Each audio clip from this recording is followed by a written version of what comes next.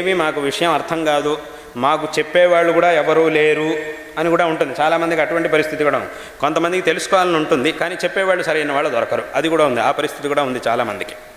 అయితే చెప్పేవాడు దొరుకుతాడో లేదో ఎక్కడో ఒక చోట కనీసం ఆ గ్రంథం యొక్క పారాయణ చేయడమైనా ప్రారంభం చేస్తే, ఇప్పుడు భగవద్గీత యొక్క అర్థాన్ని నీకు చెప్పేవాడు ఎవరైనా దొరికాడో లేదో, అథవా ఏదో వివేక చూడామణో అథవా ఏదో ప్రకరణం శంకరాచార్యులు రచించినట్టు ఏదైనా ఒక ప్రకరణం, దాని యొక్క అర్థాన్ని చక్కగా విడమర్చి చెప్పేవాళ్ళు నీకు ఉన్నారో లేదో అదంతా పక్కన పెట్టి, వాళ్ళు ఉన్నా లేకపోయినా కనీసం దాన్ని పారాయణ చేద్దాం. మనకు అర్థమవుతుందో అవదో.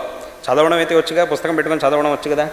ఆ శ్లోకాలు 10 శ్లోకాలు ఉంటాయి. కొన్ని దశశ్లోకి ఉంది, ఏకశ్లోకి ఉంది, దశశ్లోకి ఉంది, శతశ్లోకి ఉంది, ఉపదేశ సహస్రం ఉంది. ఇలాంటి అనేక ప్రకరణాలు ఉన్నాయి.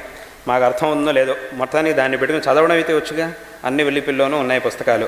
కనీసం దాన్ని పెట్టుకొని చదవడం మొదలెడితే ఇవాళ అర్థం కాకపోవచ్చు, రేపు అర్థం కాకపోవచ్చు, ఈ సంవత్సరం అర్థం కాకపోవచ్చు, కానీ వచ్చే సంవత్సరం తప్పకుండా అర్థమవుతుంది.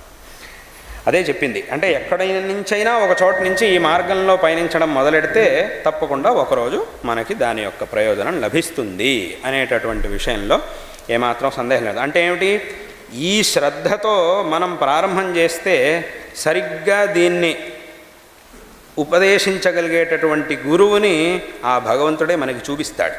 మనం ఎక్కడైనా ఒక చోటు నుంచి ప్రారంభం చేస్తే ఎవరు దొరికినా దొరక్కపోయినా, వేరే ఎవ్వరూ దొరికినా దొరక్కపోయినా మా కృష్ణ పరమాత్మే గురువు. కాబట్టి కృష్ణ పరమాత్ముడే ఆయనే మాకు గురువు. ఆయన జగద్గురు, కృష్ణం వందే జగద్గురు అంటున్నాం కదా. ఆయనే మాకు గురువు.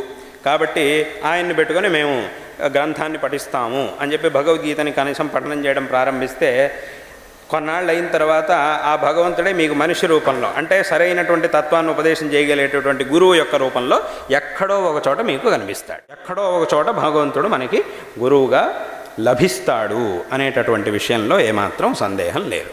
ప్రతి ఒక్క పనికి ఒక సమయం ఉంటుంది. ఆ సమయం వచ్చినప్పుడే ఆ పని జరుగుతుంది అనేటటువంటిది ఉంది.